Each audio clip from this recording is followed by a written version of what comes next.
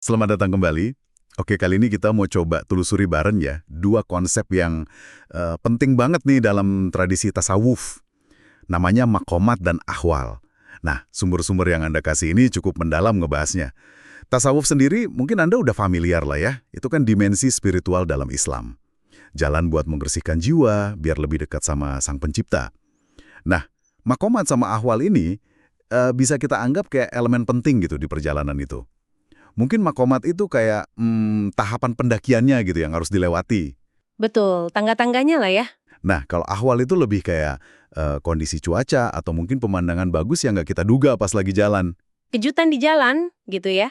Iya, kayak gitu. Nah, sering muncul pertanyaan nih, dan sumber Anda juga nyingkung ini. Sejauh mana sih kemajuan spiritual kita itu hasil kerja keras kita sendiri? Atau jangan-jangan itu murni karunia aja yang datang tiba-tiba? Pertanyaan klasik tapi penting itu. Usaha atau anugerah? Nah, persis. Dinamika itu yang mau kita coba lihat lebih dekat, pakai kacamata makomat, yang katanya adalah tingkatan hasil usaha dan ahwal yang disebut sebagai keadaan batin anugerah. Oke, mari kita mulai penelusuran ini. Kita mulai dari yang pertama dulu ya, yang dibahas sumber Anda. Makomat. Ini kan bentuk jamak dari makom, artinya tempat berdiri atau posisi, stasiun gitulah ya. Kedudukan spiritual mungkin lebih pasnya. Nah, iya. Dalam konteks tasawuf, ini tuh tingkatan-tingkatan spiritual yang dicapai terus diduduki sama seorang salik. Salik itu ya orang yang lagi menempuh jalan spiritual itu. Poin penting banget yang ditekankan di materi Anda ini, makomat itu nggak gratis. Gak ujuk-ujuk dateng. Betul. Harus diraih lewat usaha sungguh-sungguh. Istilahnya sering disebut riyadhah. Ini kayak latihan atau disiplin spiritual gitu, yang terus-menerus kadang ya butuh pengorbanan juga. Dan juga mujahadah ya, kan? Ya. Perjuangan ngelawan hawa nafsu. Nah, itu dia. Jadi sifatnya makomat ini cenderung netap, permanen lah, selama si salik bisa jaga. Jadi kerasa banget ya unsur perjuangan sama pencapaiannya di sini? Iya, penekanan di aspek usaha atau ikhtiar dalam makomat ini memang fundamental banget sih. Ini nunjukin pandangan dalam tasawuf bahwa perubahan spiritual itu ya butuh partisipasi aktif, butuh kesungguhan dari si hamba. Tadi butuh disiplin, tekun, sama perjuangan internal. Konsep riyadhah dan mujahadah itu nunjukin ada kerjaan yang mesti dilakuin buat bersihin jiwa. Bangun fondasi spiritual yang kuat. Oke. Ini yang bedain sama gagasan mungkin kalau pencerahan itu datang gitu aja tanpa persiapan apa-apa. Masuk akal kenapa disebut stasiun atau tingkatan ya? Ada prosesnya buat nyampe situ. Sumber Anda terus menjelasin beberapa makomat penting.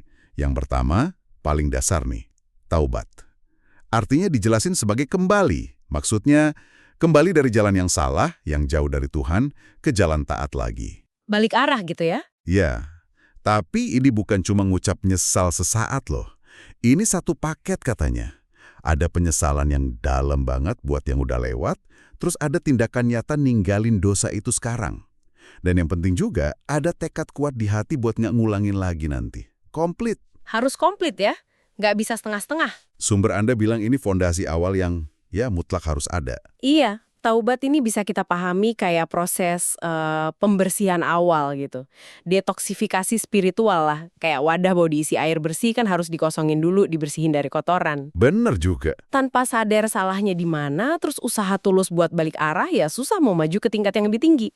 Nah, tantangannya seringkali seperti yang banyak disinggung literatur sufi juga, bukan cuma pas taubatnya, tapi konsistensinya itu. Jaga biar nggak balik lagi ya. Nah, itu dia. Itu perjuangan tersendiri. Lanjut ke makom berikutnya, zuhud. Ini sering diartiin kayak asketisme atau jauhin dunia gitu ya. Tapi sumber Anda ngasih nuansa penting nih. Gimana tuh? Zuhud di sini tuh bukan berarti ninggalin dunia secara fisik, bukan pindah ke gua gitu.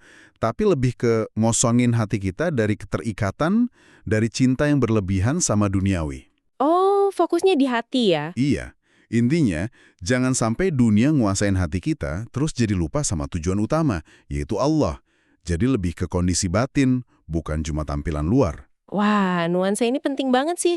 Soalnya dunia ini kan kalau dalam pandangan tasawuf ya dasarnya sarana aja, ladang buat beramal. Yang jadi masalah itu kalau hati kita udah kejerat gitu, terpesona jadi budaknya dunia.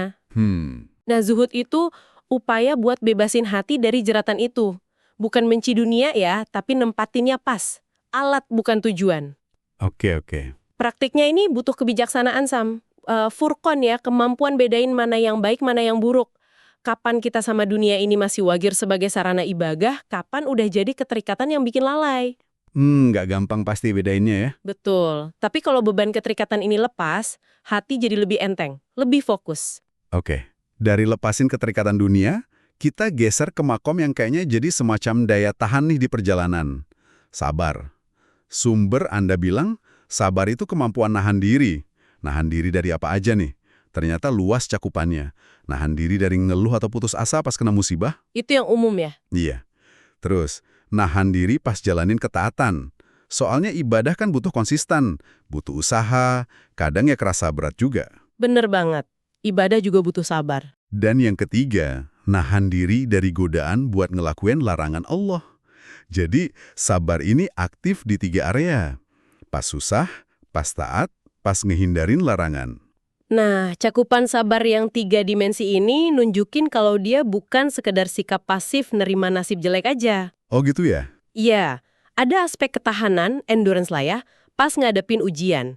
Ada aspek ketekunan, perseverance, pas lagi beramal. Terus ada aspek pengendalian diri, self-restraint, pas nahan godaan. Lengkap ya? Betul. Ini benar-benar kayak bahan bakar atau otot spiritual yang bikin si salik bisa terus jalan. Nggak gampang nyerah sama kesulitan dari dalam atau dari luar pas lagi proses riyadhah sama mujahadahnya itu. Otot spiritual. Keren juga gambarannya. Tanpa sabar, ya perjalanan spiritual bisa mandek di tengah jalan. Oke, akhirnya makom keempat yang diulas sumber Anda itu syukur. Kalau sabar tadi soal nahan diri pas susah, syukur ini respon pas dapat karunia. Artinya dijelasin sebagai pengakuan kalau semua nikmat itu dari Allah. Dan, ini yang penting, menggunakan nikmat itu sesuai kemauannya. Jadi nggak cuma bilang alhamdulillah aja ya? Nah, lebih dari itu. Sumber Anda merinci, wujudnya ada 3. Syukur pakai lisan, ya memuji Allah. Syukur pakai hati, yakin banget nikmat itu dari Dia. Sama syukur pakai perbuatan. Ini maksudnya pakai nikmat waktu, harta, ilmu, sehat buat hal-hal yang Allah suka. Nah, aspek perbuatan dalam syukur ini signifikan banget. Ini ngubah syukur dari cuma perasaan pasif jadi tindakan aktif yang ngebangun gitu. Konstruktif ya? Betul. Pakai nikmat buat taat itu wujud terima kasih yang paling tinggi. Ini nunjukin kalau karunia yang kita terima nggak berhenti di kita aja, tapi disalurin lagi jadi kebaikan. Kalau kita coba rangkai nih ke 4 maqamat tadi. Coba gimana? Taubat kan pembersihan awal ya. Terus zuhud itu lepasin beban dunia. Sabar jadi kekuatan buat bertahan. Dan syukur itu respon aktif sama karunia.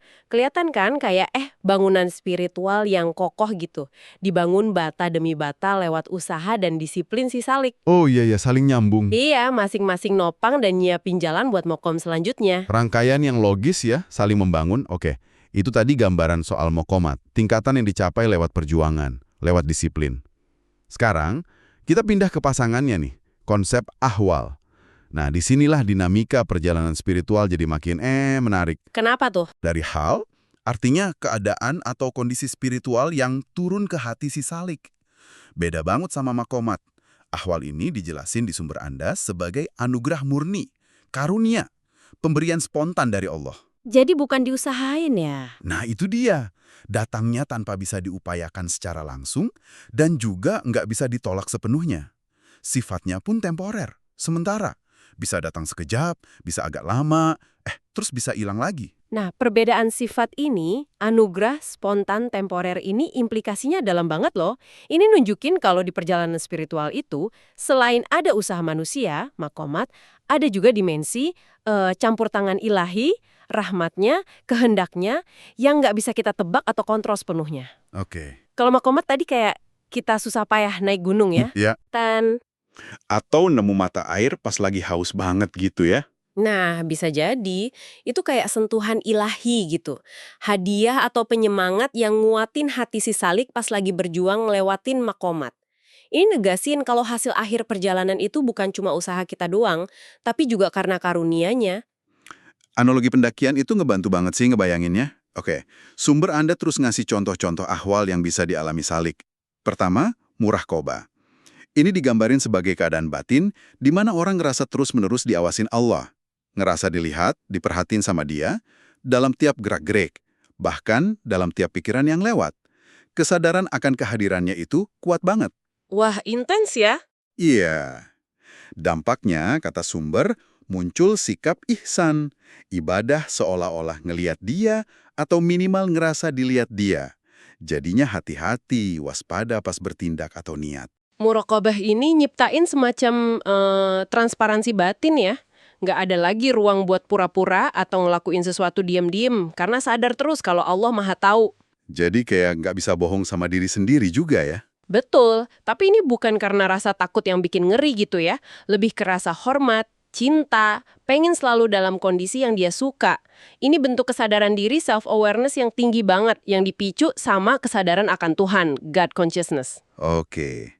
Terus ada mahabbah. Nah ini keadaan batin yang luar biasa katanya. Rasa cinta yang dalam banget, tulus, dan nguasain hati ke Allah SWT. Cintanya ini kuat banget, kata sumber, sampai jadi motivator utama hidup. Penggerak utamanya cinta ya jadinya. Tapi transformasi orientasi hati yang total. Mahabbah ini sering dianggap jantungnya tasawuf. Salah satu puncak pengalaman spiritual lah. Pas mahabbah hadir sebagai hal, sebagai anugerah, itu ngubah segalanya. Gimana tuh ngubahnya? Iya, ibadah nggak lagi kerasa beban, tapi jadi kesempatan buat ketemu sang kekasih. Kesulitan hidup juga dilihatnya beda, karena ada cinta yang jadi sumber kekuatan. Oh gitu ya? Motivasi beramal juga bukan lagi utamanya surga atau neraka, tapi kangen pengen dapet ridho dan deket sama yang dicintai. Wah, Ini pergeseran motivasi yang fundamental banget. kedengarannya dalam banget ya keadaan itu. Nah, ahwal ketiga yang disebut sumber adalah ridho. Ini kondisi batin pas seorang hamba udah sampai di titik penerimaan total, udah ngerasa puas sama semua ketetapan Allah, qadha dan qadarnya. Mau itu kelihatannya enak atau malah kerasa sakit dari sudut pandang kita. Nerima semuanya ya, baik atau buruk. Iya, semuanya. Bukan pasrah karena kalah ya, tapi rela lapang dada. Karena yakin banget sama kebijaksanaan, keadilan, sama kasih sayang Allah di balik tiap kejadian. Sumber Anda bahkan bilang, ridho ini puncak ketenangan batin. Ridho ini emang wah luar biasa tinggi sih. Mau dibilang makom atau ahwal, ini levelnya tinggi banget. Mencapai penerimaan total kayak gitu, sama sakit, kehilangan, gagal, sama kayak pas sehat, untung, sukses, jelas gak gampang. Pasti susah banget. Ini butuh tingkat tawakal, penyerahan diri, sama husnuzon, prasangka baik yang luar biasa ke Allah. Pas ridho hadir sebagai anugerah, hal itu bawa tenang yang nggak tergoyahkan. Hati nggak lagi goyang sama naik turunnya kondisi dunia. Kalau kita bandingin muraqabah, mahabbah, ridho, ini sama maqamah tadi, taubat, zuhud, sabar, syukur, kerasa banget ya bedanya. Bedanya di mana tuh? Maqamat kan tentang melakukan atau mengusahakan sesuatu secara aktif. Kalau ahwal ini lebih ke merasakan atau mengalami kondisi batin yang datangnya dari luar diri kita. Oh, bedanya antara melakukan sama mengalami ya, itu kuncinya. Nah, ngelihat dua sisi ini, makomat yang diusahain sama ahwal yang dianugerahin, gimana sumber Anda ngejelasin hubungan keduanya? Apa saling nyebabin gitu? Sumber Anda bilang hubungannya erat, tapi bukan hubungan sebab akibat yang kaku, yang mekanis gitu. Makomat yang hasil dari mujahadah, usaha keras hamba, itu seringkali jadi sebab atau wadah yang nyiapin hati buat nerima ahwal. Jadi kayak nyiapin tempatnya dulu ya? Bisa dibilang gitu. Usaha di taubat, zuhud, sabar, syukur, itu ibarat kita lagi bersihin cermin hati. Nah, pas cerminnya udah bersih, dia lebih siap mantulin cahaya anugerah ahwal dari Allah. Tapi, datangnya ahwal itu sendiri tetap mau hibah, karunia, dan kehendak Allah semata. Nggak ada jaminan setelah nyampe makom A, pasti dapat ahwal B. Nggak gitu. Oke, jadi usaha kita di makomat itu penting buat nyiapin lahan. Tapi hujan ahwalnya tetap datang sesuai kehendak ilahi. Bisa pakai analogi naik gunung lagi nih. Kita berjuang daki makomat, nyiapin fisik, mental.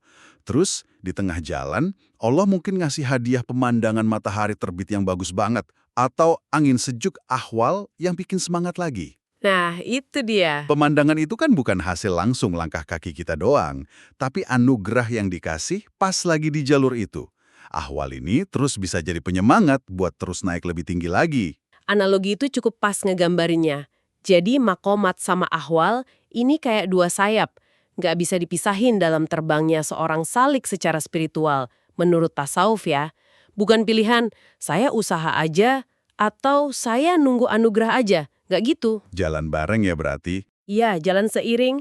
Usaha di makomat itu nunjukin kesungguhan, adab, kepatuhan hamba. Anugerah awal nunjukin rahmat, kemurahan, sama respon dari ilahi. Bahkan awal yang dialami rasa diawasin, muraqabah, cinta, mahabbah, atau ridho itu seringkali malah motivasi si salik buat lebih giat lagi jaga dan naikin makomatnya. Jadi muter gitu ya siklusnya. Betul. Jadi siklus dinamis yang saling nguatin dalam perjalanan menuju Allah. Nah, buat Anda yang lagi nyimak nih, dinamika antara usaha yang bisa diukur sama karunia yang nggak terduga ini mungkin bisa ngasih perspektif juga ya di berbagai aspek hidup. Gimana kita nyiimbangin antara kerja keras kita, rencana kita, sama keterbukaan buat nerima hal-hal di luar kontrol. Kejutan atau bahkan berkah yang nggak disangka-sangka. Wah, perspektif yang menarik sih. Itu buat direnungin di luar konteks spiritual murni juga ya. Baiklah, mari kita coba tarik benang merahnya nih dari penelusuran kita berdasarkan materi Anda. Kita udah lihat dua konsep penting banget di tasawuf, makomat dan ahwal. Bedanya yang paling dasar, makomat itu tingkatan spiritual yang diraih lewat usaha keras, riyadhah, mujahadah. Sifatnya cenderung netap selama dijaga. Contohnya tadi, taubat, zuhud, sabar, syukur. Itu hasil usaha. Nah, di sisi lain, ahwal itu kondisi batin yang sifatnya anugerah spontan dari Allah. Sifatnya temporer, datang dan pergi. Contohnya kayak muraqabah, mahabbah, sama ridho tadi. Itu pemberian. Keduanya, meskipun beda sifat, tapi saling terkait erat. Nggak bisa dipisahin di perjalanan spiritual seorang salik. Jadi apa artinya semua ini bagi Anda? Mungkin satu pemikiran penutup ya, yang bisa kita bawa pulang dari obrolan ini, yang terinspirasi dari penjelasan sumber Anda. Kita udah tahu kan, makomat itu buah usaha, ahwal itu anugerah. Pertanyaan buat direnungin mungkin gini, meskipun ahwal nggak bisa dipaksa datang lewat usaha, tapi gimana ya kualitas kesiapan batin yang kita bangun lewat disiplin di makomat? Misalnya, kita terus-terusan latih sabar pas hadapi susah, atau latih syukur pas lagi lapang. Apakah itu secara nggak langsung bisa ngundang atau nyiptain ruang resonansi gitu buat turunnya anugerah ahwal kayak mahabbah atau ridho? Menarik itu. Apakah ada hubungan antara tingkat kinclongnya cermin hati kita sama seberapa terang cahaya ilahi yang bisa dipantulinnya? Ini bukan buat ngontrol anugerah ya, tapi buat memahami gimana usaha kita mungkin punya peran dalam kesiapan kita nerima anugerah itu. Pertanyaan soal peran usaha dalam mengundang anugerah itu dalam banget sih, menarik buat direnungin lebih jauh. Oke, terima kasih banyak sudah membersamai kami dalam penelusuran konsep makomat dan ahwal dari sumber-sumber Anda ini. Semoga obrolan kita ini ngasih kejernihan dan mungkin juga ya, percikan inspirasi buat perjalanan Anda sendiri. Sampai ketemu di kesempatan berikutnya.